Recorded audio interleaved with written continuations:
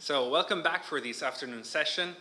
After a very intense morning discussion, I'm very happy to welcome Elettra Bietti, who is a postdoc at Cornell University at NYU, who is going to talk to us about her recent research on the platforms economy and data. So without any further ado, I'll leave her the floor and thank her for being here with us today. Thank you so much, Andrea, Francesca, for the invitation. I can speak. So I'm going to present to you a work in progress. It's very much a kind of a project that I'm still thinking about. So there are lots of open questions, and I really welcome any kinds of, pushbacks or discussion. So to start, I'll just say that a lot of my current work is on digital platforms like Facebook, Meta, Google, Amazon, Apple, and more. And I'm particularly interested in the intersection between three areas of law and regulation: the regulation of data, the regulation of content, and the regulation of antitrust. And often these areas operate in silos, slightly separately, and in a way that is partly fragmented. And so I'm really interested in how to kind of connect the dots. And I find attention a topic that is really at the intersection of these areas. So it's of interest to antitrust lawyers, it's of interest, of course, to people who think about content and speech, and it's also, I argue, something that we should be considering from a data perspective. How do data and attention relate to one another? So the primary problem that I seek to answer in this paper is that scholars, policymakers, many of us tend to focus too much on data as the locus of regulation and a source of harm, and not enough on attention and engagement as the real problem in many of these platform ecosystems. And so I argue that we need a shift in regulatory focus and regulatory priority from a kind of primary interest in data to an interest in regulating attention infrastructure. So roadmap for this talk, I'll first present some context about what data, attention, and the attention platform economy are. I then discuss the law that governs data and attention. I present a theory for how to think about attention harms in this ecosystem, and I propose three ways of moving forward. So some context. What is the attention platform economy? So I include, as part of the attention platform economy, models that range from Twitter, Facebook, YouTube, to Netflix, to Reddit, and more. And of course, the scope of what I consider to be the attention platform economy is somewhat interpretive and subject to change, so I'm really interested in any discussion on that. But generally, I consider the attention platform economy as entailing two primary logics. One is the need to capture attention in platform ecosystems. The other logic is to value and monetize that attention. So first capture and then monetization. And that is very much done through the use and the collection of data. So what is capture? Capture is something that can occur through recommender systems, like the YouTube Next Up algorithm, for example, or Facebook's newsfeed algorithms that make the timeline particularly captivating, and people spend time on the platform, and that allows platforms to gain attention from them and potentially data from them. There are certain methods of attention hacking, like psychological techniques and variable rewards, that make users become quite addicted to digital platforms or our phones. And there are further legal and social forms of stickiness, like the very easy way in which we join a platform like Facebook and the very hard time we have when we want to leave.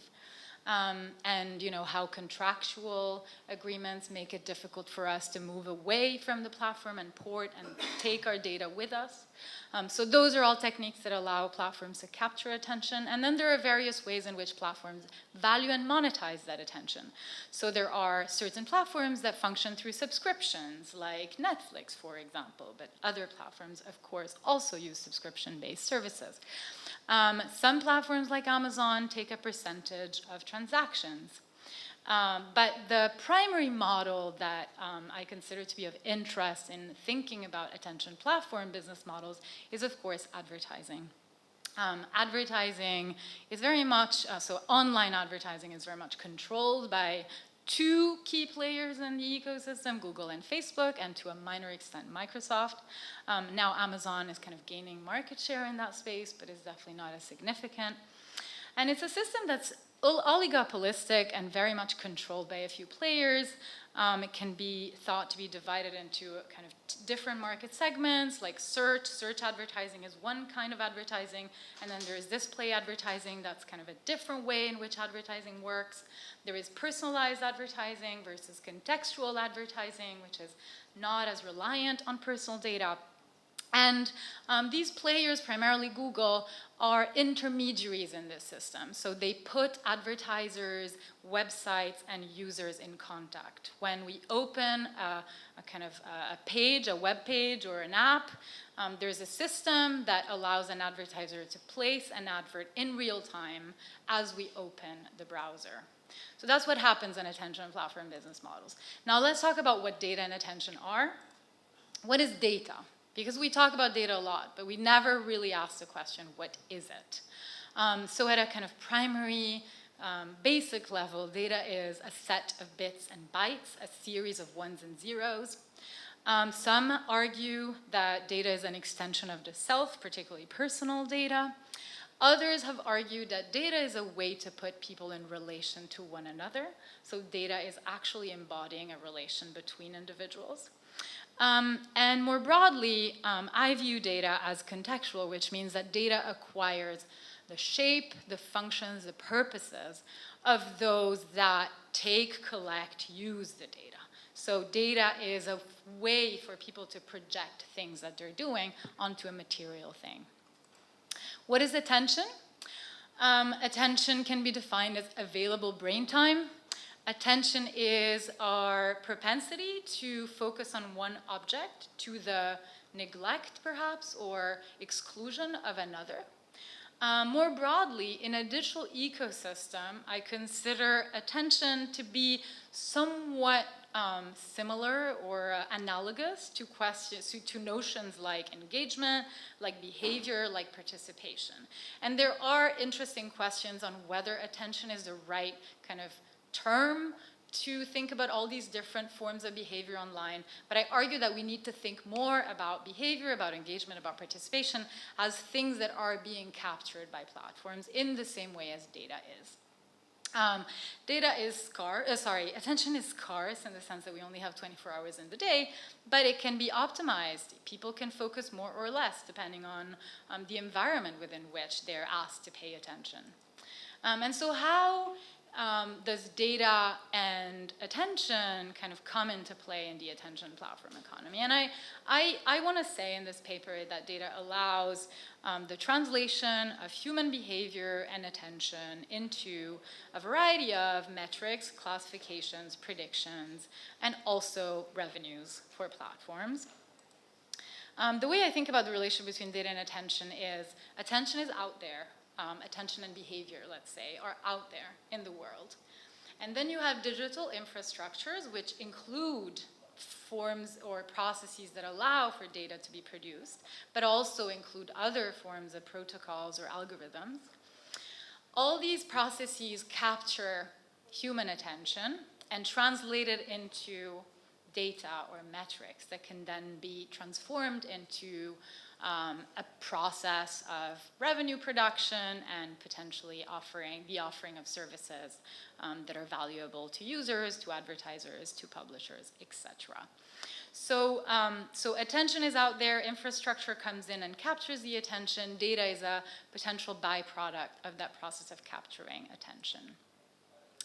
So my argument is that data, although we tend to over-focus on data, data is primarily worth investigating and addressing in the digital platform economy, insofar as it plays an instrumental role in fueling the extraction and commodification of human behavior and of human attention, and the accumulation of profits or rents on the part of platforms. And so we should focus on this problem rather than data as kind of a more general and abstract issue.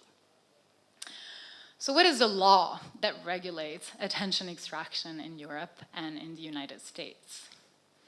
So there are three primary fields of law, and one could argue more than that focus on aspects that are very connected to attention. So there's a regulation of personal data and of collective or social data. Data protection and privacy laws have emerged in the last, have existed for a long time, but more and more regimes are emerging, both in Europe and in the US, and examples are, of course, the General Data Protection Regulation, the e-privacy kind of directive law regulation, the Data Act, and many US states and federal privacy laws. There are forms of regulation of content, and so we have, of course, international human rights law, constitutional protections for free speech, self-regulatory practices within platforms.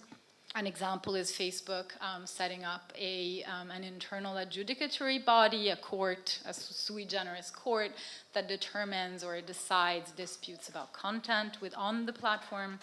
And then there are a variety of public-private, co-regulatory initiatives that are emerging that put kind of platforms and regulators in contact with one another, where the regulator asks or audits the platform produces certain reports, becomes more accountable in that way, and the relationship is based on private law in certain ways, but also kind of the creation of new obligations that are enforced in soft ways. And finally, there's the question of market concentration and market abuse. And here we have, of course, antitrust laws and competition laws, both in Europe and in the United States. And what this paper focuses on is data protection and privacy law, and the extent to which data protection and privacy law does or does not account for the dynamics that are at play with attention capture. So there are two primary approaches to how to regulate data in the digital economy. One is an approach that I call the personal data approach, that focuses on personal data, data about individuals. The second one is what I call the social data approach. This focuses more on collective aspects. So the fact that data is not just about one individual, but is about putting different people in contact with one another, putting people in categories, categorizing, affecting groups of people at the same time. In the paper, I argued that it's unclear that either of these approaches, so of course the personal data approach and the social data approach, are sufficient to address attention. So what is the personal data approach? It's very much embedded and embodied by the European General Data Protection Regulation, but is also making its way into sectoral privacy laws in various US states. The approach construes and understands data as an extension of the self, of the person, and it provides mechanisms for individuals to control their personal data, and to protect their dignity, their autonomy, their self-determination in digital spaces. And so the way that many of these laws work is that there's a focus on personal data and data subjects as the kind of loci, or the primary sites of regulation. And then these laws provide individuals with individual rights to access information about how their data is being processed, to rectify the way that it's being used, to potentially be forgotten, and these individual rights are coupled with certain kind of less individualized mechanisms like codes of conduct or impact assessments, and some scope for collective remedies. But the primary locus is, or the primary focus is very much individual rights. And then there's a social data approach, which is not very well represented in the law yet, but is very well represented in the academic literature, where many scholars are arguing that we need to think of data not in terms of personal rights, but rather as something that has impacts on groups of people and collectives. And so that group of scholars conceives of data as a material expression of collective social relations. And what these scholars propose are collective mechanisms for governing data.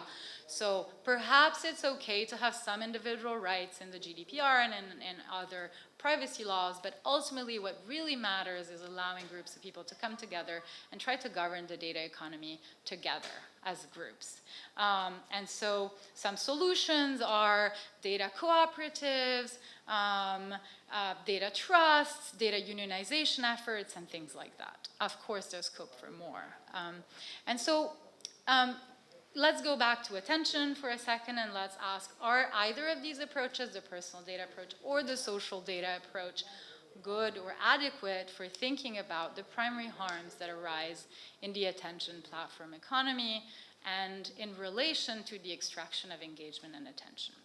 So I isolate 4 potential harms of interest, and I ask whether these harms can be tackled through data protection laws or through a social data approach. So the first harm is micro-targeting. Micro-targeting is a marketing practice that consists in segmenting populations based on personal data and offering products, services, advertisements to individuals based on that information that is possessed about them as individuals.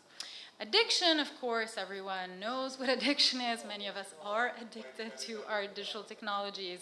Addiction is a recognized disease, and the World Health Organization has argued that that online games, digital games, can be as addictive and as harmful as drugs like cocaine.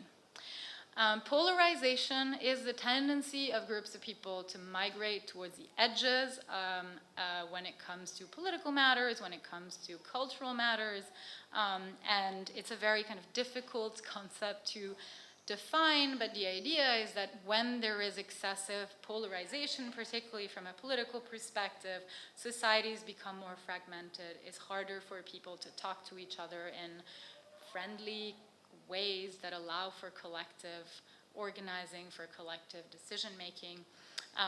It leads to the erosion of trust, and that is a harm in itself. And that could, have to do with the types of attention and platform spaces that we have today.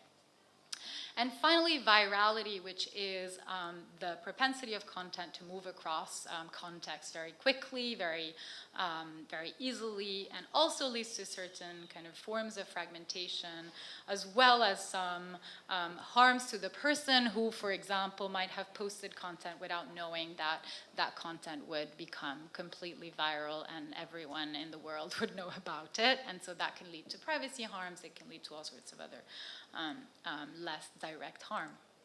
And so looking at these harms, it seems that data laws, data approaches that are focused on data, both the personal data approach and the social data approach, are quite good at tackling micro-targeting. They're quite good at thinking about the harms that micro-targeting produces. They're quite good at targeting or addressing some of these harms, potentially, even though there are questions there. But they're not as good at thinking about questions of addiction, questions of polarization, questions of virality, questions of loss of attention, and more. So we need something more than just data laws. I think there are 2 cases that illustrate this in particular. One is there are a number of platforms that don't rely very much on advertising and don't rely very much on personal data. So these include things like 4chan, 8chan, Diaspora, Mastodon. And so these platforms can produce a variety of attention harms and yet don't rely that much on the question of data collection and surveillance. And so if we focus only on surveillance, we don't really understand how these platforms are also interested in capturing certain aspects of people's lives and behavior, and those forms of capture cannot be understood and addressed through data or the regulation of data. The second example is the fact that we're moving towards, when one speaks to engineers, one realizes that a lot of big tech actors, but also a lot of engineers and scientists, are really thinking about a future world in which data and personal data will not be as relevant and important. And of course, that's also a result of the fact that Europeans have started regulating data very intensely, and so technologists and tech companies are really interested in maintaining that control over our lives, and yet not having to deal with our personal data, so that they can continue making profits without necessarily having all the burdens or the legal kind of responsibility that comes from the processing of personal data in particular, but data more generally. And so they're relying on things like privacy-enhancing technologies, end-to-end encryption, differential privacy techniques. And so we might in the future have computers talking to one another, and employees of companies actually not accessing any of the data and being able to make decisions about the business model at kind of arm's length from the data of individuals. So how do we deal with questions of whether these platforms are actually harming people, whether these platforms are creating addiction, whether these platforms are creating polarization or forms of communication that are harmful, that have absolutely nothing to do with the processing or the capture of personal data. And so my argument is regulating data is not enough, and we also need to think about a deeper or we also need to engage in a deeper analysis of what an attention infrastructure is and is about. So how to understand this problem? How to understand the relationship between data harms and attention harms. So this is how I represent the relationship between attention and data. So, and of course this is a work in progress, so I'm really interested in thoughts, if any. So I see attention as kind of the primary thing that's out there, and we could call it behavior. And then attention is somewhat captured through data by companies. And then these companies are using the data to reproduce and enhance the capture of attention, right? So I log into a service. We can take, Twitter or I don't know what, TikTok as the example. So I log into a platform. Potentially the platform asks me for some information or starts gathering information about me. And then they use that information not just to kind of provide me with the service, but to provide me with a more and more addictive service that is very much potentially tailored to me, and that leads to more attention capture. And so the problem that I see from a regulatory perspective is this kind of link between data and attention. So how does data produce more attention capture and extraction? And so so then the question is, what kinds of attention capture are wrong and what kinds of attention capture should be regulated from a legal perspective.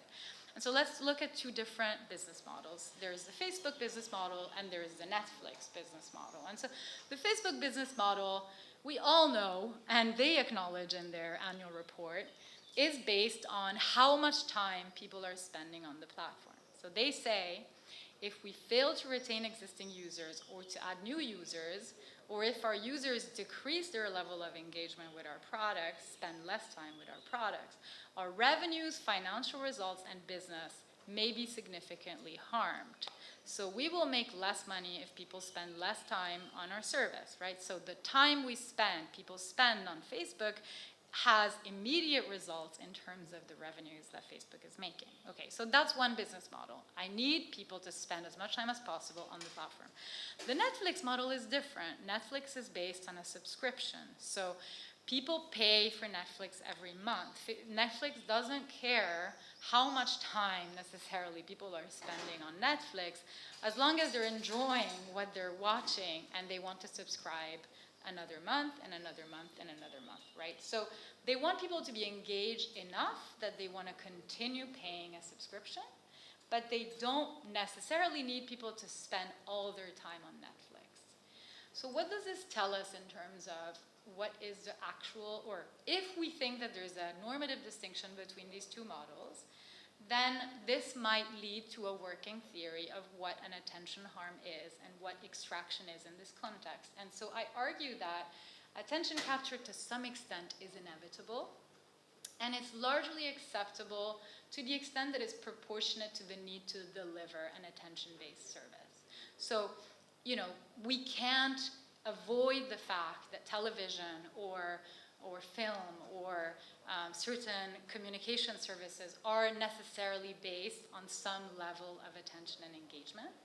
The problem is another problem. The problem is when attention capture becomes disproportionate to the service that is being delivered. And so in the case of Facebook, potentially what happens is that attention and the time that we're spending on the platform is no longer really determined by our needs, no longer really determined by the service that is being offered to us, but rather is primarily being determined by the need for platforms to make money out of the fact that we're spending time on it, right? So there's a disproportion between what we need and want as people and what platforms have an interest in incentivizing us to do. And so, okay, so if that is a potential problem, how do we think about some answers to this problem? And of course, data governance is one part of the solution, but I argue it's not enough. And so what are other things that we should think about? And I argue that we need to proceed in three ways, and they're parallel ways. All of them are important. One is thinking about bottom-up attention infrastructures, not necessarily just data cooperatives, data trusts, and collective data solutions, but also thinking about more collective ways of determining what infrastructures and attention infrastructures look like and how they're managed. The second one is thinking about alternative advertising and funding models. And the third is to think about friction and some design limitation on the extraction of attention.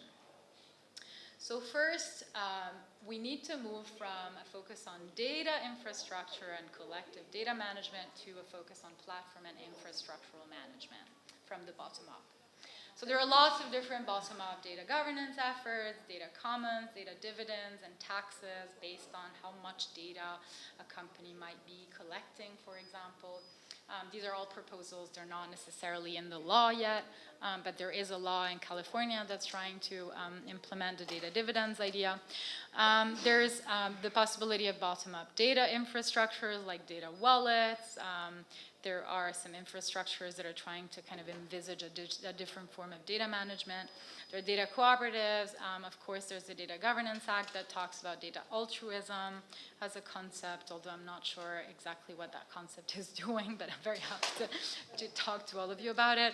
And I argue that we need to go beyond and think about how platforms themselves can become managed and owned in more participatory ways. I'm not necessarily talking about ownership, although ownership is one part of it, but it's also about trying to design mechanisms for platforms to respond to the needs of those that use them. And so if people really don't want an attention extractive platform, how else or how can they say that and have some sort of impact in how the platform is designed? We have examples of platforms that are more collectively managed. One is Wikipedia. Some are actually communications platforms like Mastodon or Diaspora. And there are some platform cooperatives like the Driver's Seat Cooperative that's actually directly competing with Uber in New York. But of course, there's a lot more effort to be made on this front, and I think it's a real terrain of experimentation and is useful and interesting to look at. However, if we only focus on this bottom-up perspective, we're not going to necessarily solve all the attention problems that I've pointed out, because it might be that a lot of people come together and create a platform that's very profitable and that's still extremely extractive of our attention. So democratizing is not necessarily the solution to attention harms. So we also need to think about other things. And one of it is thinking about alternative models for funding platforms. So I've mentioned the Netflix business model and the kind of potential usefulness of thinking about subscriptions and subscription-based platforms. Another way of thinking about it is to try and perhaps publicize some platforms or some aspects of platforms and fund them through taxes or through direct participatory financing from users or others. And one could, of course, start thinking about kind of collective, more kind of socialist type platform infrastructures as coexisting potentially with the for-profit business models that we have today. Another front of attack for thinking about fairer advertising and funding models, of course, is using the law to make advertising more competitive and more transparent. And so here we have many cases that have been started, particularly against Google and Meta in the UK and in Europe, but also in Texas in the US. And so many of these cases are alleging monopolistic conduct on the part of Google and Facebook, and in particular there's been an agreement between Google and Facebook to kill header bidding, which has excluded many players from the market. And so those cases are really focusing on trying to make the advertising ecosystem more plural. And then there are also some mechanisms that are attempting at making advertising more transparent. Some of these mechanisms are now embedded in the Digital Services Act and in the Digital Markets Act. The Digital Markets Act in particular is asking platforms to be responsive to advertisers and publishers' requests for transparency on price and how much Google is making out of a given advert revenue or an advert cost. And then there are self-regulatory solutions, of course, transparency reports, and Facebook, for example, created an ad library that lists all their ads by topic. And also, third, in the fair funding proposals is the idea of banning surveillance advertising, which is related to data governance, but is something that is not necessarily stemming from existing data laws or the GDPR. And so here there have been efforts, both in Europe and in the US, to ask for the outright banning of surveillance advertising. What is surveillance advertising? It's surveillance that is basically targeted based on personal data. So it's possible to still advertise to users based on contextual factors, like what website you're browsing, but not based on information they have about a given user from prior experience on the web or prior relations with the user in a business setting. So these are all well and good, but it's possible that even if we imagine and construct alternative platform ecosystems that are funded in different ways and more democratic, it might be that there's an inherent tendency of many of these intermediation systems and communications platforms that still are based on attention capture. And it's possible that our future, regardless of how many remedies and techniques we use to try and kind of make them fairer, it's possible that more and more time in our lives will be spent on these platforms. And I think that's a problem. Some people might think that that's not a problem. But I think we need to also think about how do we gain back our attention and how do we design mechanisms for preventing ourselves in a more or less paternalistic way from spending all this time on these technologies. And so we need to think about frictions and limits on attention extraction. And here I think about it as in three limbs. Limiting the scale of communications on platforms, limiting the speed of communication on platforms, and then limiting the time we spend on these services.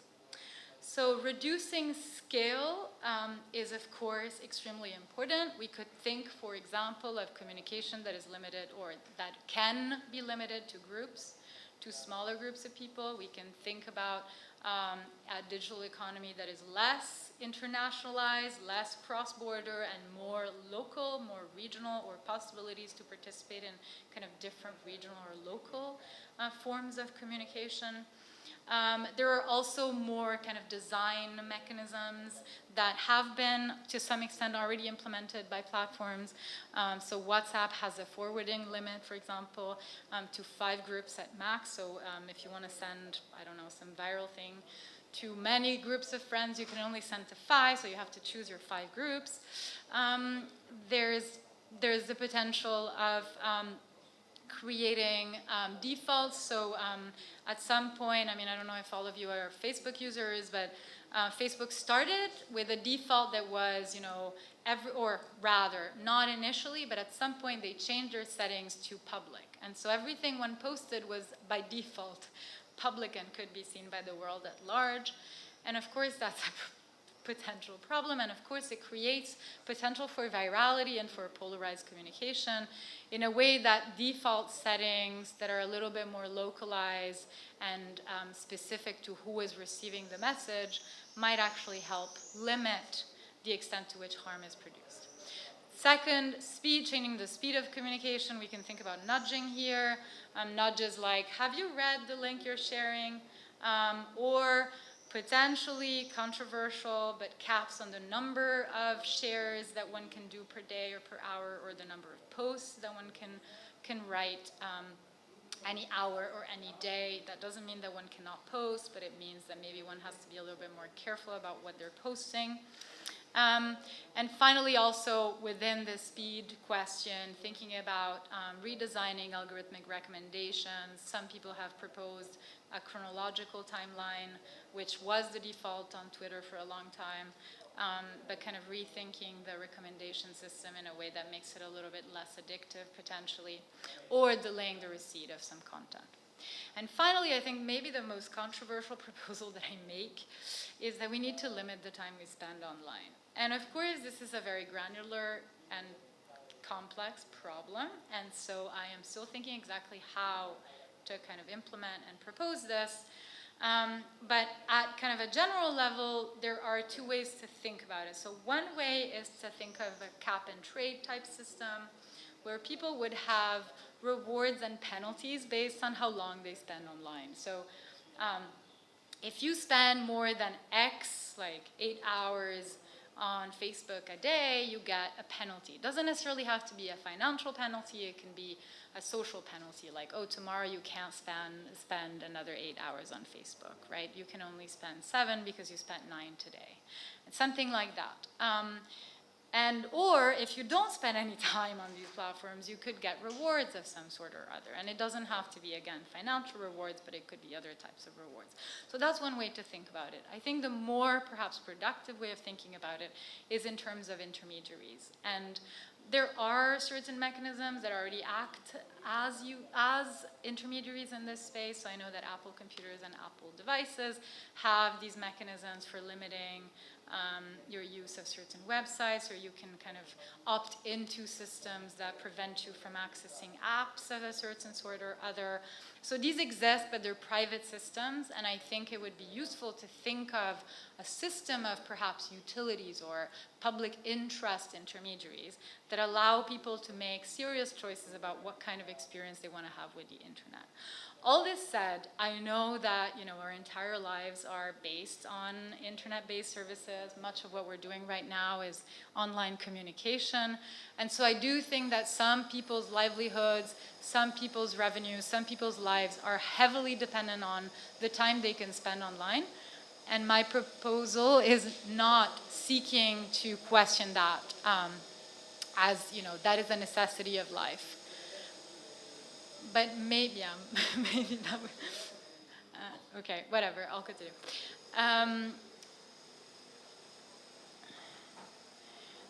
But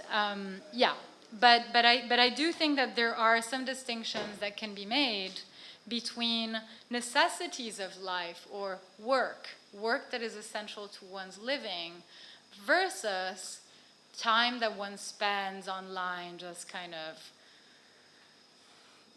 bored and just scrolling through timelines without control, and that one would rather avoid, and that if one could avoid it, one would spend more time reading a novel, and that would actually be better for the quality of our lives. So hopefully food for thought.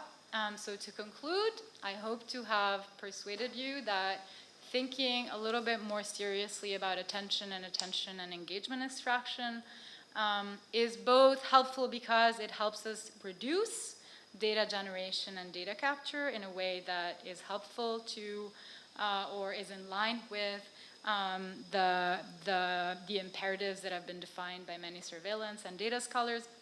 But it also helps us reduce alternative and other additional harms like addiction, polarization, virality, and potentially more. And many of these are not currently tackled through data regulation and or through existing other laws. And finally, I also think that focusing on attention and engagement could help us tackle some environmental questions in relation to technology, because the more data we produce, the more data we store, the more energy we're actually using. And so potentially spending less time online could be beneficial from a sustainability perspective as well. So with this, I'm done, and I look forward to questions.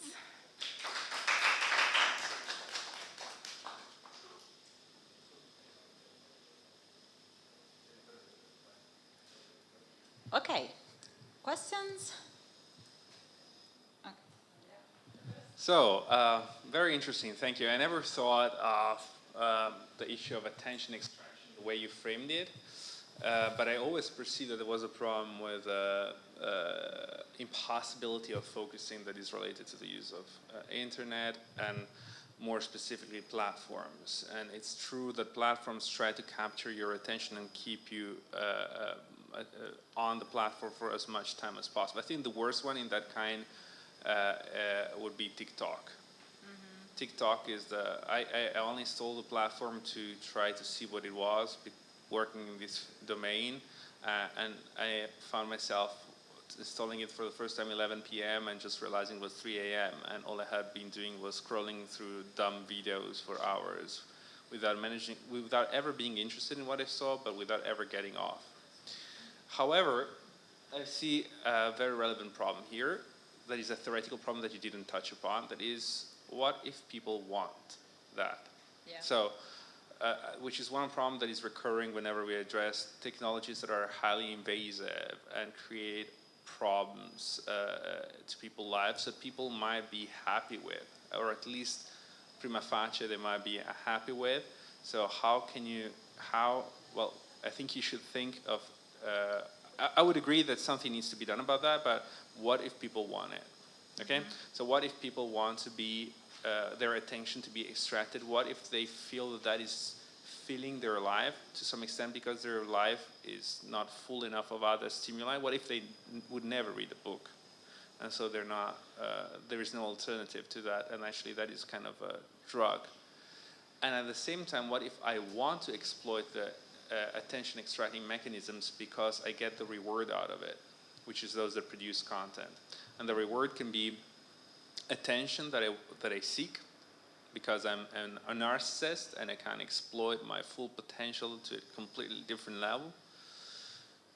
And the other thing is I'm actually making money out of it, which is the two things are tightly associated, and the influencers and these kind of people that would not survive in any other possible societal structure, but strive and are fully successful there. So what if people want? The second thing is very, I would say, more pragmatic and to some extent more law and economics. I would say I don't think you can really regulate. I understand that much of this is due to the fact that platforms derive their revenues from these attention extracting structures, but I don't think that there is an efficient way, or I would even say effective at all way to change that through regulation. It's very hard because if you just change, besides I would say outright bans, that would very much impact harshly on the freedom of self-determination kind of argument. That is the previous one. Anything which is not an outright ban, which is the same thing you can find in the AI Act for other kinds of applications, but anything besides that would not be so effective. So I think if you try to regulate platforms through the way they make the revenues, you won't be successful in the way that you can always go around such kind of regulation. It's very easy. I understand that regulation is not it's not a battle, it's a war, so you don't do it just once and then forget about it, but you do it and improve it over time. But I think that if you try to regulate this phenomenon just by imposing different revenue structures to platforms, you will never succeed in regulating platforms, because there are easy ways around that. So, and for instance, this mechanism, also capping mechanisms, then they induce a trade. What if I can trade my hours that I spend online? I can trade my miles. I don't use my miles. I can trade them to somebody else who is willing to pay some money for it, to have some more, because that way you can reach a status or something. So I would see, further mechanisms, further layers that would add on top of the existing ones. So I think it has maybe more to do with nudging and the right nudges than anything else. But Elettra, what do you want to do? Do you want to respond individually, or do you want? I think I can respond individually, unless we were running out of time. No, it's so fine. I think it's fine. I can respond. I mean, these questions are pretty rich, so I have enough. What do people want? The addictive technologies. I think so. To kind of go back, maybe, I don't know if I can go back here, yes, to the kind of three kind of moves. I don't think either or any of them are necessarily, so except maybe for the third one, I wouldn't necessarily think that that any of this should become the universal norm. I think you can see the possibility of having very addictive systems coexisting with the possibility of opting out of these very addictive systems. And a lot of what I'm trying to think about is how do we enable an easier opt-in or opt-out from these systems, whereas today the default is very much we depend on systems that function through the capture of our attention and have that as their primary logic and rationale. And that is something that is not necessarily aligned with what people need or what people want. I think there is a question from a theoretical perspective, whether we want everything that happens to us to depend on what we want, kind of in a very clear volitional way, or if we accept that there are some things that we're not able to decide ourselves and that someone else might need to decide for us. And I really think that although there might be a tendency to think that many of the things we need and we have are things that we should be able to make decisions about, I think a society functions in a different way. So democracy is part of that. We delegate certain decisions to representatives because we're not able necessarily to make the best decisions ourselves. And I think that's one example, but you have all sorts of different examples. And I think in the law, when you're thinking about, the limits of like contractual freedom, you can't just contract to anything you want. Maybe you can in the US, but not necessarily here. And so I really think that there is potential for thinking about some limitations to individual expressions of the will when it comes particularly to these systems that are very opaque and very much not decided by us ex ante. And so the question is, how do we create better ways for people to decide what it is that they need from a digital ecosystem? It might be that some people precisely come together and decide that they want to construct and create a completely addictive platform like TikTok that they love and enjoy and they can spend all their weekends on. That's fine, but then I also think that it's important for other people to say, wait, but then there are some systems of communication like WhatsApp that we all rely on that are also heavily addictive, and perhaps there is a problem with the fact that we all have to opt into that system. So everyone can see whether or not I'm available and can respond to the message, and I'm constantly on call, and I think that's something that many of kind of our generation feel that other generations didn't have to experience, even at work, where we're constantly requested to answer emails from our superiors, for example, when before you could respond a week later, right? And so you had a lot more time to do other things that were valuable, potentially. So anyway, so all this to say that I think that the question of kind of the individual will and the want is important, and needs to kind of, lead to some granular thinking about solutions. But I also think that there is scope for thinking a little bit more structurally about what the needs of people might be in this new system. So that's the first question, yeah. Just to follow up on this, because I agree. So let me say it clearly. I am working on limiting the possibility of technology to deceive human beings, and I get the same objection. What if people want to be deceived into thinking that reality is different? What if they want to have an artificial experience? What if they want to believe that an artificial system can have feelings for them? This is the same kind of reasoning. And the problem, but I think that as a lawyer, not as a psychologist, or maybe not as I work with psychologists, or as a philosopher, they have to answer different questions. But a lawyer needs to answer what is the legal basis for you to intervene here, perceive the existence of the problem beyond the empirical observation of what is bad. And I agree that attention extraction is bad. My dream would be to have 2 months a year, not more than that, where I don't need to reply to emails, and I would write a book a year. I'm certain about that. And I envy my German colleagues that have the privilege to do that, which I do not have. And I hope one day I will. So I really hate attention extracting platforms. My alternative is to uninstall them. I played with TikTok once to see what it was like, but then I installed it on my phone.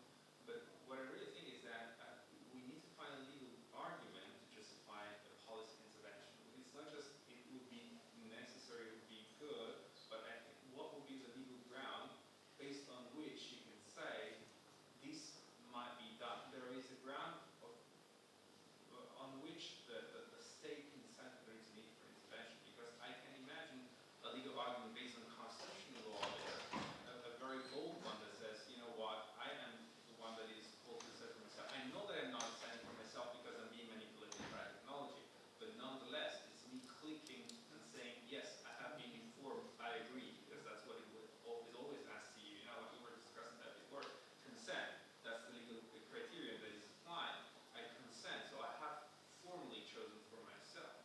And so, is there a legal argument that is to say you cannot choose for yourself? I agree with you that in many cases people are not best positioned to choose for themselves. So I think, and then there's also your second question, by the way, that I still haven't responded to. But on this point, so I think, first of all, I think the question of the legal basis is very much jurisdiction by jurisdiction, and this project for now is not yet kind of looking at the specifics of, okay, what should be done in the US versus what can be done in Italy versus what can be done in Belgium, say. So I do think that there is a question that's very specific to, okay, what does the Italian Constitution allow us to do, or what does the Italian Civil Code allow us to do, versus what does the First Amendment allow us to do, which is a question that, of course, is very relevant to many of these, because the First Amendment prevents pretty much like a lot of the proposals that I'm putting on the table. And, I'm based in the US, so I do get a lot of pushback from the First Amendment perspective. But yeah, so I think that that question is kind of a situated question within a specific jurisdiction, and more generally, I'm kind of not yet at that. So I'm really just thinking, in this more maybe philosophical or normative way, what are kind of possibilities on the table, and what are the ones that might be more successful, and then what are the ones that are like completely crazy and bold and might never fare well. The other kind of response that I wanted to give to this is, I think there is, and this is other work that I've done, is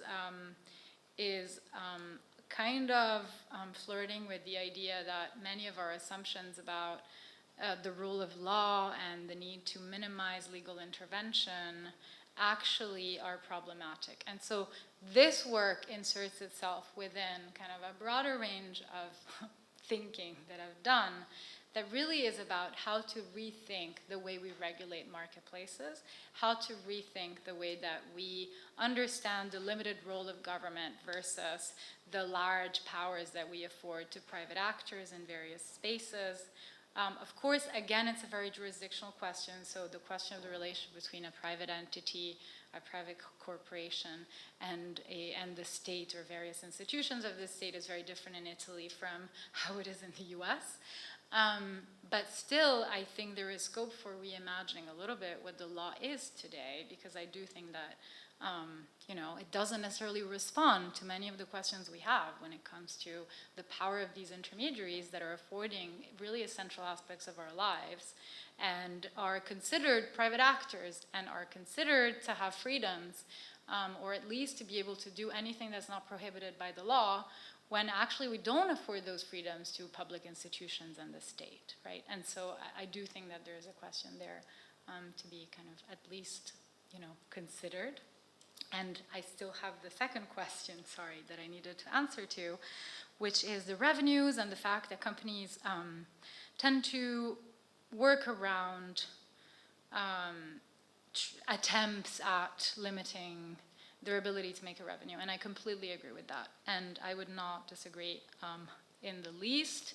I just think that we can still think about enabling alternatives without being too optimistic that in the current economy, a system that is not based on either advertising or for-profit models might work. So Wikipedia is a really good example of something that held a lot of promise 10 years ago. And now we look at it and we think, well, yes, but that's one example among, that's really kind of a single case of an entity that became significant and important and managed to produce this kind of platform from the bottom up. And everything else that exists on the internet is for profit. Everything else is very much based on advertising. Everything else is quite extractive of our attention. And so yes, of course, it's kind of a utopian effort in some way.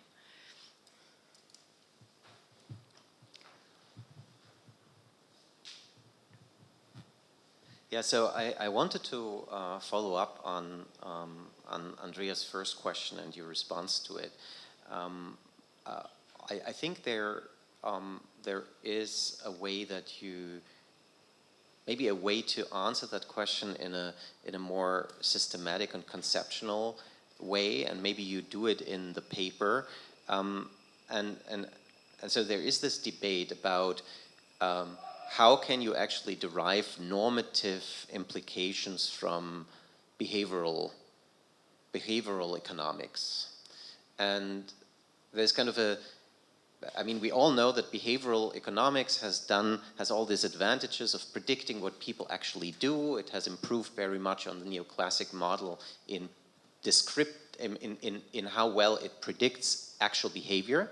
But then what is not so known is that it becomes very difficult in behavioral economics to derive what people actually want. And that is, in kind of neoclassic economics, we just said, whatever we observe people to do, we don't question, that's what they want. I mean, that's basically this idea of revealed preferences, that we look at their choices and then we say, okay, what they choose, that's what they want. So if we think that their choices are no longer reflective of what they want, basically in neoclassic economics, there's no addiction, because, that's the question, that Andrea in some way asked, how can you rule out that people actually don't want what they do? And that's kind of very much this traditional challenge. There is no framework to think of addiction even in this kind of classic framework, because what people do is what they want. So once you say people are exhibiting certain biases, then we are very good at describing what they actually do, but then what do they want? And then I think one approach that you mentioned was to then say, okay, so maybe what people want is what they choose for themselves when they reflect on their behavior. So that would be these mechanisms, and there are some mechanisms that you may know. So Ian Iris, for instance, he founded this company, Stick to It, or something like that. And this company, Stick, allows you to make contracts with yourself. And so in some way you would say, you know, I'm a liberal, and I want to lose weight, so I say I want to lose weight, and if I don't fill my commitment, I have to donate to the Trump Presidential Library or so. I don't know whether it even exists, but the Bush National Presidential Library or something like that. And that would be a way. So you could think, and this is, I think, a little bit what you do towards the end, where you say, you know, maybe you could create these infrastructures where you can link them even with these different services, and they find out how much time you spend. And if you spend a lot of time on Facebook and on all these social media apps, you would forfeit a particular, I don't know, amount of bitcoins or something like that. I mean, you could even imagine that this service is offered to people. But then the issue is, sometimes you are in these esoteric moods where you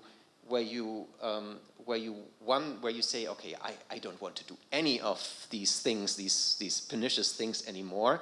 And then, you know, a day later you said, what on earth, what did I think in this moment where I made these commitments? Maybe, you know, it curbs your spontaneity, it curbs what makes us human, you know, to be spontaneous and to be able to react to things.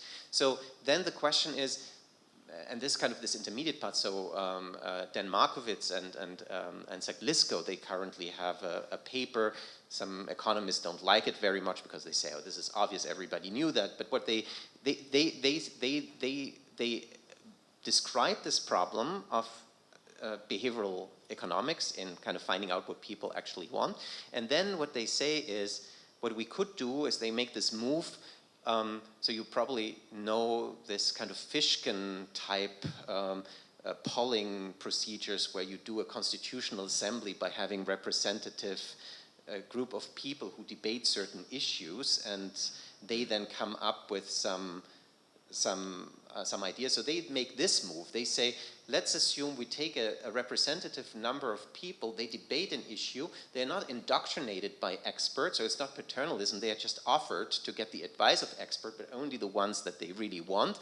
And then actually they come up with what they think would be reasonable solutions, and that could be a way to getting at what people actually want, you know, which is some sort of deliberative state in which they are put, and then at that point they decide how much they want to be on Facebook, yeah, or how much, I mean, Dan Markowitz said how much donuts they want to eat, you know, because you can eat too much, but you can also eat too little. You can be very obsessive about restricting yourself not to go on Facebook, or you could be very, you know, addiction prone. So I'm just thinking, I think there are these different approaches. One is addiction is not even possible. The second one is addiction is very possible. We are regulating it in a paternalistic manner. The other one is, the third one is I put myself into a state and then I bind myself. And then I think a fourth one would be there's some sort of deliberative exercise that a group of people is doing in order to derive what our true preferences are, and that forms the basis for regulation, so that we don't put, let's say, I think one problem is to say, I mean, a little bit, it was what you said before when you said, oh, people should read novels. I mean, that would be kind of the caricature of kind of the elite paternalism, you know, like, oh, look at these people, they are doing that, they should read a novel, because, you know, we want to read novels or write them or whatever, but we might just kind of have a complete arrogant way of being paternalistic about it and substituting our preferences to preferences that others have. So maybe, you know, you can make this move through this representative sample of people who deliberate. Yeah? So I wonder, maybe you make it in the paper already, but I think it would be very good ways to deflect some of this schism, or at least show awareness of this. Yeah. So I think, okay, so this is great. There's not so much to respond to, except maybe, I don't know, a few thoughts. So I really like your 4 possibilities. I think they're really helpful. I was thinking about You could, and I'm not necessarily doing that, but you could say it's a question of where in time you locate yourself when you're making a decision. So you could locate yourself at a specific time and make the effects of that decision last longer in time, for example.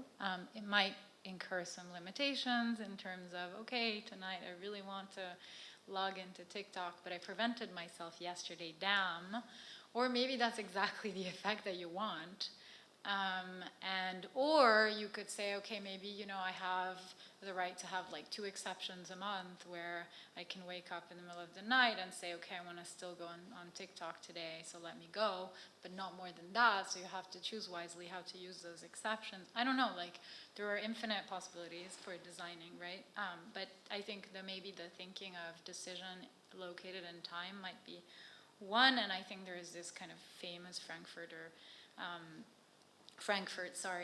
piece that talks about first order and second order preferences, where there are certain preferences that we express on the spot, and then there's the preferences that we express when we've been reflecting on them. There's also maybe the thinking fast and thinking slow kind of distinction that could be relied on there. So there are some kind of frameworks that can be relied on. I guess so 2 other things. Or rather, maybe it's one kind of more general comment. So I do think that a lot of what you said is fascinating, but it also assumes in some ways that individual choice is the primary thing. It's like the default. Like we cannot justify anything that doesn't at least overcome that obstacle of individual freedom being the primary way of thinking about most of the ways in which law operates, right? And I do think that that's, to some extent, it's an assumption that we have embedded in our legal minds and in our social minds, that that's how you justify regulation. And it is a liberal assumption. And if you look at history, I'm pretty sure that most people around this room know more about Roman law than I do. But I'm not sure that a lot of these assumptions about individual freedom were baked into social structures and in the law as much back then than they are now, or as much during the medieval period as they are now, right? Or as much in different cultures that exist in the world as they are here, for example, or in Switzerland or in the US, right? And so I do think there is, to some extent, there is an assumption a little bit, and I question that assumption a little bit in my work, and so I do maybe come from that perspective as well. But just to kind of play with individual freedom is the primary way to think about justifying regulation. Then you could say, okay, well, so let's create a contract, or let's create terms and conditions that disclose the full extent of the harms that could incur to people, that could be imposed on people if they start using TikTok, or if they start using Facebook, or if they start using this or that platform, right? The contract would be immense, right? It would be a super long list of potential harms that people would have to click on and say, I agree to these things for these things to be legitimate to some extent. At least that's one way to think about it, right? And that's just not a possible way to, and it goes to the consent question actually.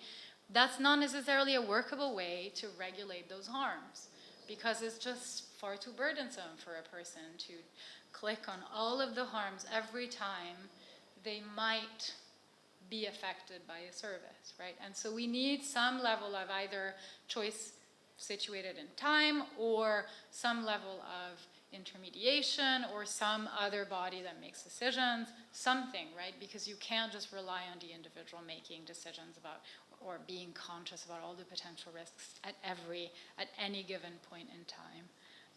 So, that's one justification, I would say.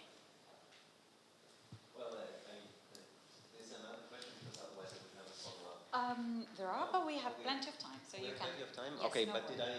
did you want to ask a question? No, okay. No, So, we have more okay. info. Okay, so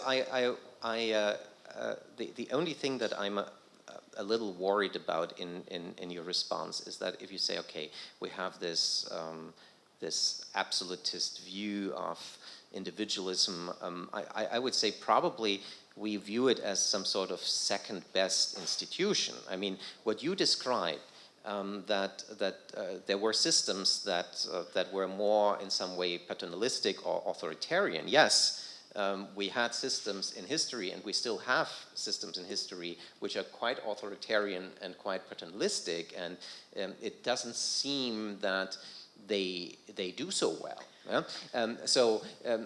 I mean, what I mean is, imagine, I mean, towards the end you said it's maybe more sustainable if we don't spend so much time online and we don't consume all this energy. Imagine the opposite. Imagine that we come up with some results that we should be put in some jelly that kind of that would give us all sensations of life, and we wouldn't kind of have any carbon footprint. Should we now decide that everybody is kind of in some way forced into this jelly to have a nice forced not to a nice experience, that is exactly, or maybe people report very high satisfaction, very high levels of well-being in this jelly, and we can save the planet.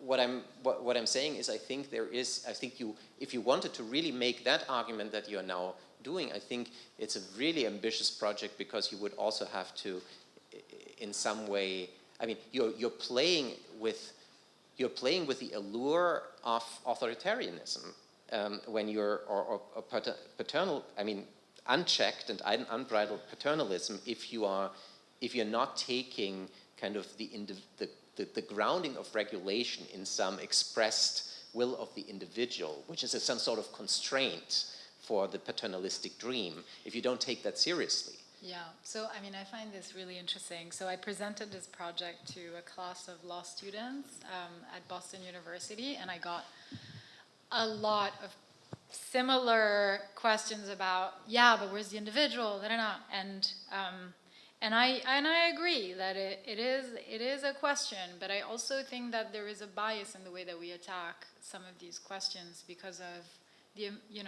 we've been kind of conditioned by the last 50 years, perhaps, or 60 years of law and regulation to think in a specific way about what is legitimate, and maybe that's not really necessarily the only way to think about it. I'm not saying necessarily, okay, all of these things need to be like implemented tomorrow, but I'm saying there is a need, because we live in this other world that is completely based on individual choice and opt-in to, or rather default kind of, we have to opt into all these technologies. There is a lot of scope for rethinking a little bit how much personal choice in productive economic settings is really the kind of fundamental principle that we're supposed to build our societies on.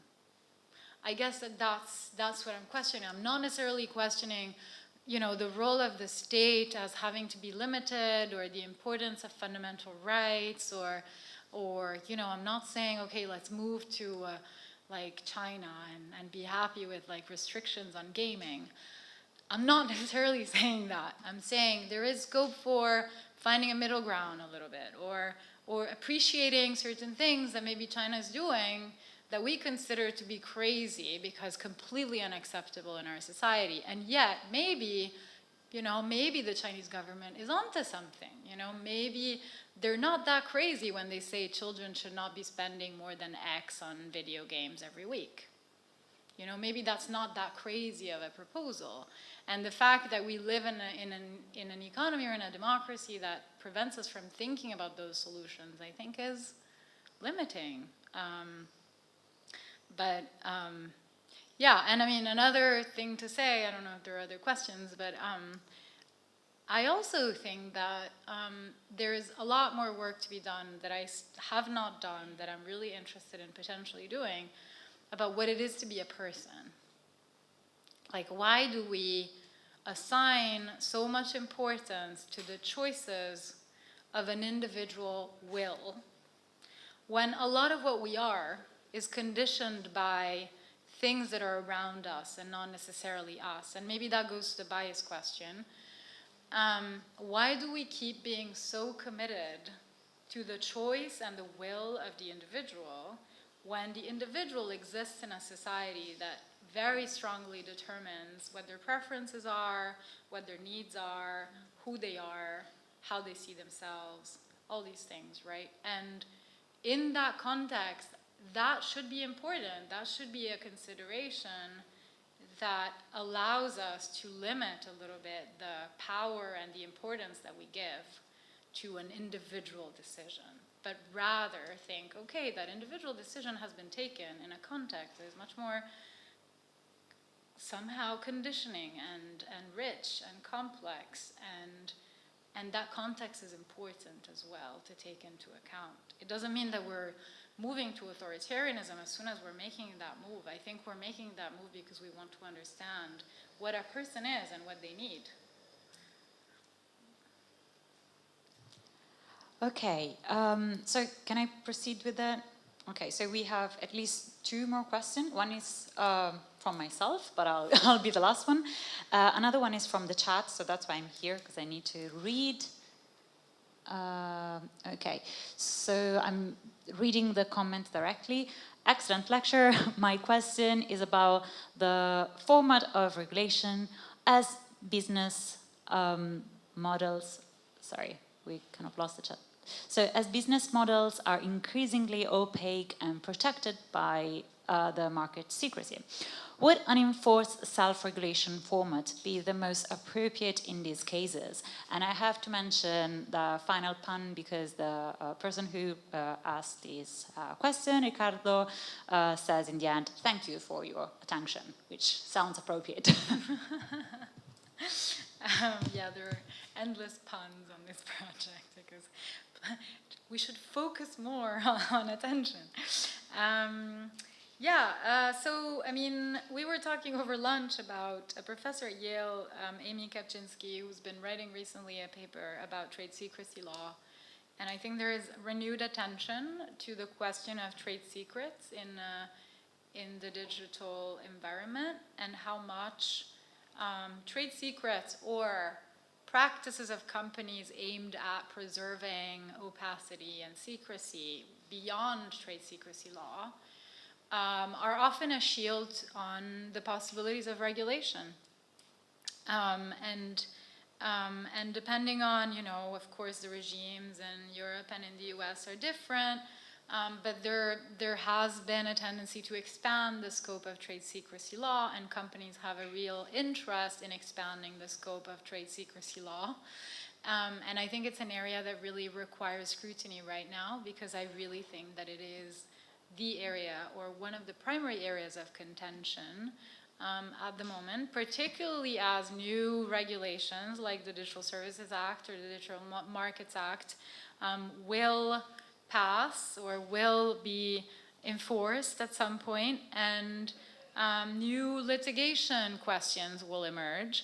And a lot of this litigation will really turn around questions of are companies entitled to close their systems to regulators? Are companies entitled to not provide public information or not provide information to public officials, be it the European Commission, be it national regulators?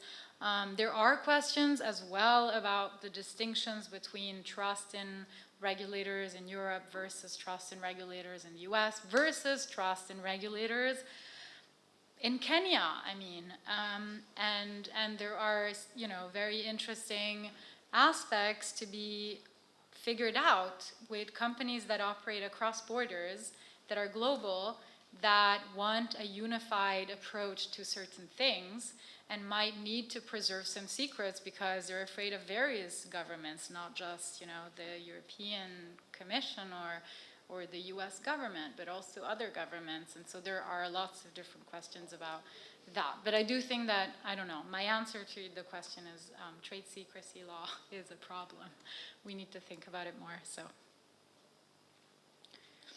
Okay, so as I wrote in the chat, whomever asks question from online, feel free to follow up, but we do know that it takes a bit more time. So in the meantime, if ever we have a follow-up on that, I'll come closer and actually ask my question. And I hope I answered I'm speaking very loudly. I hope I answered the question, but yeah, if you need more, you can follow up on the chat. So, Elettra, what I wanted to ask you is kind of connected a bit to the conversation that we've been having, especially in the first part of the discussion, about like the role, let's say, of individual autonomy and the protection of like individuals' will in balancing these different aims of regulation that we have when we're dealing with the platform economy. But so what I'm interested in kind of tackles it from, in a certain sense, the opposite perspective. So when I read your, when I look at your presentation, the impression that I have is that the like theoretical reconstruction on why attention is fundamental is extremely important, and it's really adding something to the kind of our understanding of how platform works and how we are currently regulating platforms. But if I then look at the proposals, I see that even though I understand why you kind of propose a bit more of a granular and modular approach, in my understanding, if I think about which of these proposals is really tackling attention per se, is the more extreme one, right? Like the let's just cut off, I'm oversimplifying, but let's cut off the number of hours that you can spend online. Everything else, it's also connected to attention, but it's at the same time also almost like protecting another interest or another social good that is directly affected by the overall use of attention that platform makes. So one example that you were making, I think it was on the friction side, like the limitation of the number of group shares that you can make. If I didn't know about your research, luckily I do, so I would immediately kind of think of that as related to attention. But if I didn't know that, I would actually classify that as an intervention that it's kind of more directed to limit misinformation, for example. But misinformation in itself, not as something that triggers more of our attention, right? And you can totally say that they are doing both, right? That proposals like the one that you're suggesting can do both at the same time.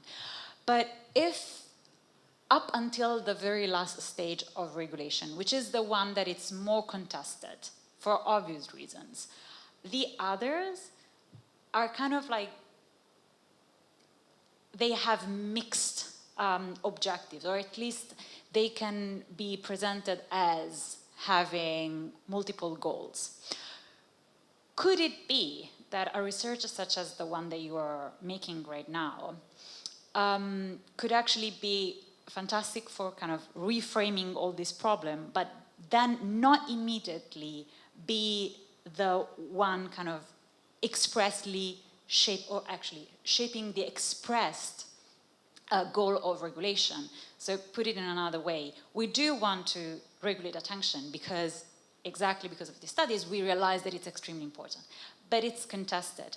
Why don't we use something else, or why don't we try to shape more, select more other instruments that kind of go towards the regulation of other harms or other goods, and again, select them or shape them in a way that maximizes the protection of, the limitation of the attention extraction practices themselves. So in this sense, I would see that as kind of creating a sort of mismatch between how much attention is important in understanding what is going on and what we need to protect, but then it would be almost kind of recessive and way less expressed in terms of narratives when we are actually trying to shape the law of the platforms and kind of, in a certain sense, kind of push back into this on-the-side role, like the sidekick role that has had so far, but with way less awareness. Do you understand what I mean? Yeah. Okay, thank you. That was the question. Yeah, so no, I mean, just a response is that I think this paper is still at an early stage, and I am still working on the connection between the harms and the solutions, right? So it's an attempt at defining the harms on the one hand and an attempt at defining some solutions on the other. I haven't exactly figured out the exact harms and the exact solutions. I think this distinction between, say, the Netflix subscription model and the Facebook model is helpful, but if one relies on that, one could say, okay, well then subscriptions are the answer, right? If that's the harm. Or, what binge watching, on Netflix. Right.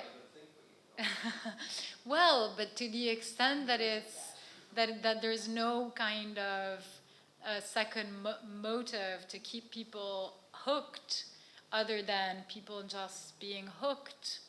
And then there are questions about, subscription models also contain some other incentives on the side for various other reasons. Who knows what? Maybe it's, they want to, whatever it is. And lots of games are subscription-based but have advertising or want to keep people engaged because it's useful to have many players at the same time.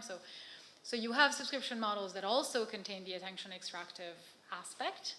But one way of thinking about it is, how do we create a very sustainable and well-designed subscription model that competes with the existing advertising-based internet? Yeah. Just for the sake of the argument, I think that your subscription model, I like, in some way I like the idea a lot, because you could say there is no ulterior motive, but I think you could, of course, construct theoretically an ulterior movement, which is if you want to economize on doing good films, you don't need to condense things into a poem or into let's say a 1.5 hour film. You can do it in 20 hours. Like, you don't need to have a genius masterstroke where you condense all of life in 90 minutes. You just kind of do whatever you want, and you do it on the expense of people who actually have to spend all this time watching the series, in 20 hours, what you can do in 90. So you can construct arguments where this is also having an ulterior motive. You're economizing on the amount of work it actually takes to create true masterpieces. Yeah.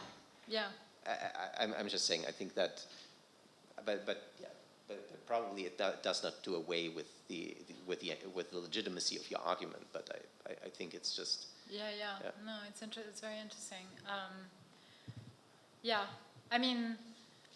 So again, I think my solutions are still a little bit, but I think, subscription-based models are like one kind of low-hanging fruit for various reasons to be explored. And maybe the frictive models also are others. I wanted to say something else. So I just with kind of going back to the harms question. I don't know how many people around this room are familiar with Shoshana Zuboff's work on surveillance capitalism, but it's a kind of pretty foundational at this point in time book, very long, but worth kind of skimming through at least. And one of the distinctions that she makes is really this distinction between kind of proportionate services. So Google before the 2000s was really about offering search to people without necessarily extracting data from them, without necessarily relying on advertising. And then there's the dot-com bubbles bursting and various other kind of political contingencies that lead investors to demand from Google and other internet platforms to show their monetization and how they will make profits, right? And so platforms at that point are incentivized to create advertising-based business models that are extractive of behavioral, what she calls behavioral surplus or attention. And so what they do is they don't just offer you the service you need, but they also take a lot of data and then they sell it potentially spuriously to advertisers, saying, look, I can make all these predictions about users, and so my advertising services are much better than the ones that you can buy for radio or for newspapers or for television, right? I'm better because I can tailor ads to individual persons. And that leads to a kind of over-collection and over-capture of data that doesn't necessarily serve the interests of individuals. Maybe to an extent it does, because some people really want to have relevant targeted ads. But for a lot of people and for a lot of ads, it leads to more harm than good. And so she argues that that's a problem. There's over-collection. There's too much data in the world. We need to kind of limit that or do something about it. And her answer is maybe kind of create some spaces that are isolated from the current digital economy. Anyway, I think there's a parallel between that argument and the argument that I'm making about Netflix and Facebook. And it's very much an kind of individual-centric view of what the harms might be about. It's very much individual autonomy, individual freedom. Are they opting into services that are in their interests in a kind of quite individual-centric way? So I've just kind of framed my puzzle, which is, I think there is a connection. I'm not necessarily persuaded by Shoshana Zuboff's distinction in the information capitalism context, because I think it doesn't necessarily tell us enough about what harms the behavioral surplus actually does. It doesn't necessarily tell us it doesn't necessarily go beyond this individual model, and it doesn't necessarily tell us anything about what the harms are. But I think in the attention context it's more tangible potentially. I think what's helpful about moving towards attention is this kind of clearer view on it is people we are dealing with, it is not pieces of data that we're dealing with. And so kind of that's what the paper is trying to do. It's saying, wait, we're focusing on the thing instead of the people, and instead we need to focus on the people and what the harms to them are, and kind of shifting towards attention is a little bit of that. I wonder if it's enough. Like, I wonder if maybe focusing on something other than attention, rather like behavior or engagement, would be more useful or more clear as a step towards that. Anyway, I don't know, I'm just kind of saying random things that are on my mind about kind of how the remedies are tailored to the harms. No, but I see what you mean, and in a certain sense it kind of clarifies also how I was seeing the argument being made, in the sense that, especially for the proposal element, which, as you said, it's a work in process part of the paper, what you're really suggesting is kind of to add the layer of attention to attention, again, pun intended, rather than, so it would not be an absolute solution, but more kind of an additional layer of regulatory focus compared to what we are doing right now. Yeah. So it could be compatible with the element that I was kind of throwing in on, if we are considering attention, but regulating attention in itself kind of clashes maybe a bit too much with other rights, liberties, interests, etc., that is not in itself preempting the idea of intervening to limit the attention extracting strategies. It just pushes us towards the need of finding a balance between all these, right? Yeah. Is that correct? Yeah. Yeah. Okay. Yeah. No, I understood much after your answer. I understood much better. And I can say one other thing. I think that's responsive to some of the questions I've been receiving, and some of the last ones, but also some of the earlier ones. There is, I don't know if anyone here knows Neil Richards and Woody Artsog. They're privacy scholars and maybe First Amendment scholars as well, so speech and privacy in the US, who are also working on a project on engagement. And they propose, so they kind of define the harm slightly differently, and like we're writing in parallel and we're very aware of each other's projects and we don't want to do the same thing. what they propose, and I'm not sure that I'm persuaded, but it still needs to be developed. They propose a doctrine that they don't situate within any kind of area of law, but they propose a doctrine for identifying the kinds of excessive engagement extractive practices that might lead to some liability under the law. And so they're trying to define it in terms of the intent of the platform owners and the effects and impacts on users. And they try to have these kind of two limbs. But they don't really tell us, how does that interact with privacy law? How does that, what does that really do in this ecosystem? And I just read a draft of their paper, so I don't know where this is going to go. But that's where they're taking this project, which might be responsive to some of the questions about, what is the legal basis? And maybe that's a question that they're trying to answer at this stage. I'm more in the space of, let's try to understand what the relationship between data and attention is. And then, once we've understood that, these are potential ways of thinking about it, and I still haven't really decided which. But I think where my project differs is really in this relation between data and attention as kind of the focus, but also as the thing to kind of take and extract, and that produces revenues and that produces harm. Do we have other questions online? No? Okay, so maybe do you want to? There were other questions? Or? No. Okay. I didn't want to take too much time. No, I was saying that, going back to what I was saying before, I did not, so I think, yes, there might be some room for a comparative study in the sense that there might be some differences with respect to First Amendment people in the US and people doing constitutional fundamental rights stuff in Europe. But I think that those differences might be less evident when you do more granular analysis, and then there's all the theoretical implications.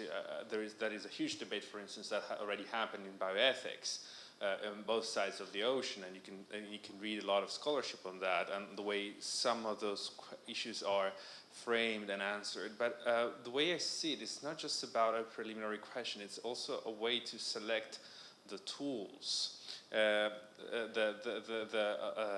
So it impacts the remedies that you can conceive could be adopted in the different cases. So I think it really helps design that spectrum of intervention. It's not just it's a double phased question.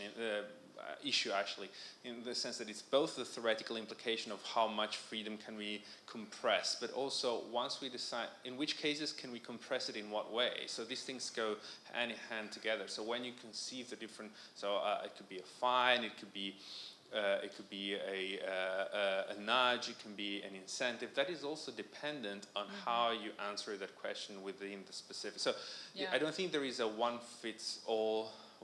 answer fits all kind of approach, in the sense that you can say this can be allowed, this cannot be allowed, full stop, and that's it. I think there will be, as a lawyer, I would imagine some prongs, some tests based on prongs, whereby you say, okay, if this is met and this is met and this is met, then that can be said. And I think this can help kind of select on the potential measures that need to be both. I would see this as a matrix. They both have to be useful, so that effective, I would say, or efficient, you might say, and then they also have to be lawful. Mm-hmm. And these two things, I think, go hand in hand, because one solution in one domain can be admissible, and the same solution in a different domain would not be. And to some extent, in some cases, opt-in mechanisms might suffice. In other cases, they might not. And so, really, I would see this more than a question. It was really like a follow-up to what I was saying, and to what Alexander was also saying. I think that if you see it even in, let's say, functional perspective, this is part of the functional analysis. Yeah, so I think this clarifies a bit. And I think I can give a partial answer to that. So as I said at the beginning, a lot of my work is trying to question a little bit the kind of boundaries or clashes between areas of private and consumer law, areas of antitrust and administrative law, areas of potential constitutional law and self-regulation, right? So all these things are operating on like side by side and sometimes are actually kind of operating in similar directions but have clashing goals, and that might lead to some gaps, right? Because sometimes, you know, competition lawyers think in a specific way about attention. They think we should create more players on advertising markets. Does that really help us with attention extraction? Maybe it will do some. Maybe it will displace the power of Google in extracting our attention. Will it then, you know, actually create a better ecosystem? I'm not entirely sure, right? But anyway, I think where I'm locating myself in this paper is very much in the debate about data protection. And so I don't know where you would situate data protection, but data protection is kind of, you know, it's an area of administrative law in certain ways that has a lot of overlaps with consumer law and private law. So you have contracts, you have, you know, private law courts or national courts that are enforcing decisions, but you also have consumer law entities, bodies, consumer protection authorities, and data protection authorities that are imposing fines or making decisions or declaring that there has been a violation. So those are the players. So the players could be civil law fines, private law fines, remedies, or they could be administrative law fines for non-compliance potentially with some of the measures that I might be thinking about. How to integrate those things into the kind of private law frameworks that exists, I think, is an interesting question. I think there are lots of people that are thinking about how data protection and consumer law and national contract law interact with one another. They're really fascinating questions. There are jurisdictional problems of overlap and kind of double fines and double jeopardy. I mean, like, those are all questions that exist, right? And yes, maybe that's the space that I'm operating under. I'm not sure that I'm answering your question specifically, but I'm answering as kind of, okay, the geography of law is something, and I'm like on this side of the geography. But I haven't decided exactly this is going to be the instrument. Okay, I'm going to use, I don't know, it's going to be an EU regulation and it's going to be enforced by some specific body that's going to be created ad hoc, versus it's actually something that maybe data protection authorities could be thinking about. And then how do private law courts or national courts think about the problem? That's something that Francesca can answer better than me. but yeah. Yeah, so, and yeah, I don't know if I'm kind of fully responding, but that's how I think about it. Okay, so if there are no more questions, I think we can call it for the day. I will thank again Elettra for this very interesting and stimulating presentation. It's a very interesting way of framing a very relevant issue that we're all facing in our daily life. So thank you again for being with us, and thank you all for being with us here and online. And till next morning. Bye-bye.